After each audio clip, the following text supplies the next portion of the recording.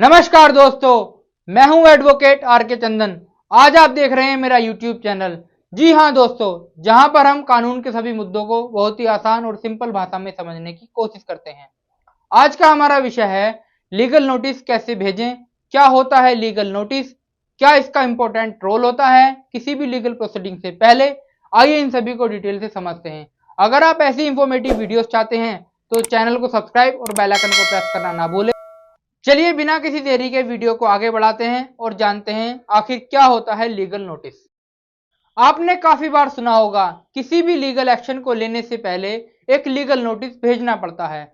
आखिरकार ये किस तरीके से ड्राफ्ट होता है, कैसे लिखा जाता है, स्टेप बाय स्टेप समझते हैं। और सबसे इंपॉर्टेंट बात, आखिरकार इसको भेजे कैसे, इन सबको हम जानेंगे।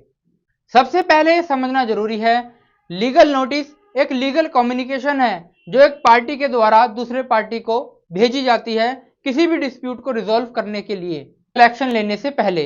जनरली ये लीगल नोटिस एडवोकेट्स के द्वारा ड्राफ्ट किया जाता है।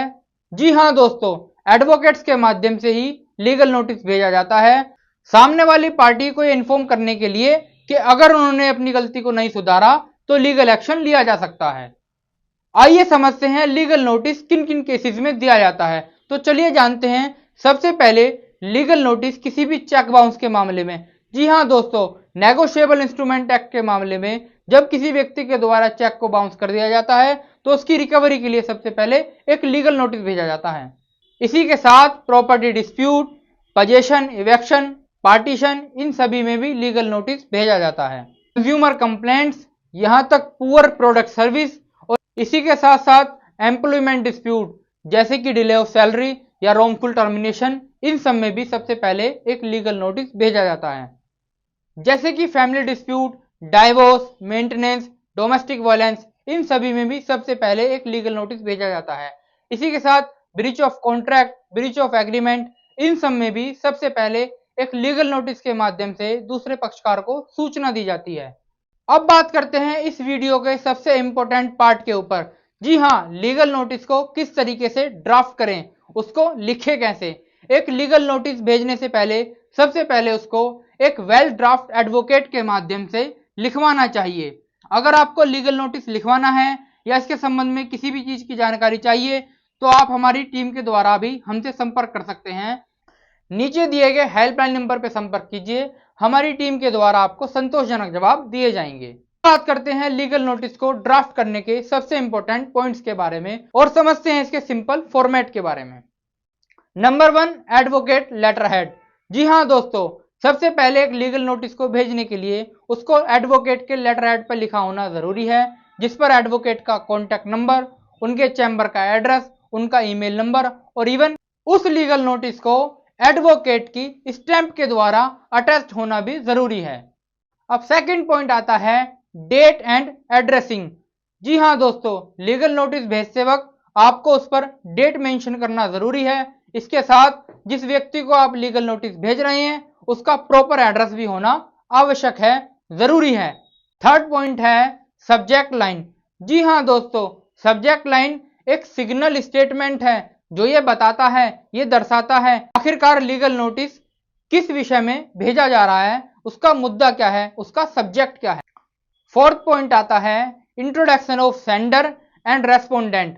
जी हाँ दोस्तों, रेस्पोंडेंट और सेंडर के बीच में क्या डिस्प्यूट है, उन दोनों को इंट्रोड्यूस करना भी लीगल नोटिस के अंदर जरूरी है, जिसको आप चौथे पैराग्राफ में लिखेंगे कि आखिरकार दोनों के बीच में क्या इंट्रोडक्शन है, उन दोनों का क्या रिलेशन है और उनके बीच किस विषय को लेकर के डिस्प्यूट हुआ है। फिफ्थ पॉइंट आता है फैक्ट ऑफ द केसेस। जी हाँ दोस्तों, आपको फैक्ट बताने होंगे मुद्दे के, आखिरकार बैकग्राउंड में किस तरीके से कॉज ऑफ एक्शन अराइज हुआ था, मुद्दे पर लड़ाई किस वजह से शुरू हुई है, इन सभी को आपको लीगल नोटिस में। एक अगला पॉइंट आता है लीगल प्रोविजन, जहां पर एक एडवोकेट लीगल प्रोविजन के माध्यम से कानूनी धाराओं को मेंशन करते हुए ये बताते हैं कि आखिरकार मामला किन धाराओं के अंतर्गत फॉल करता है। जैसे कि पुराने टाइम का आईपीसी, नए टाइम का Bharatiya Nyaya Sanhita, contract act, consumer protection act, company act etcetera. अगला पॉइंट आता है डिमांड एंड रेमेडी। जी हाँ दोस्तों, लीगल नोटिस में यह भी मेंशन किया जाता है कि सामने वाली पार्टी से किस रिलीफ के लिए डिमांड की जा रही है, आखिरकार वो किस चीज को देने के लिए, आखिरकार वो डिस्प्यूट को किस रिलीफ के माध्यम से रिजोल्व करे। पॉइंट आता है टाइम लिमिट फॉर रिस्पॉन्स। जी हाँ दोस्तों, लीगल नोटिस भेजने के बाद एक टाइम लिमिट दी जाती है, सामने वाले व्यक्ति को उसका रिप्लाई कितने दिनों के अंदर किया जाता है। काफी सारे एडवोकेट्स इसका time period with in 7 days रखते हैं, काफी सारे एडवोकेट्स इसका time limitation with in 15 days रखते हैं। ये स्पेसिफिक टाइम पीरियड कहीं भी प्रोविजन में लिखा हुआ नहीं है।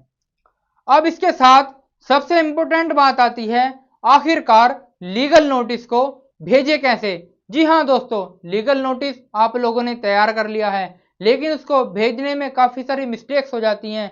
इसके ऊपर मैं एक सेपरेट वीडियो लेके आऊंगा, क्योंकि जहां पर हम डिटेल से समझेंगे कि आखिरकार लीगल नोटिस को भेजने में किन किन गलतियों को अवॉइड करें। तब तक के लिए नमस्कार दोस्तों।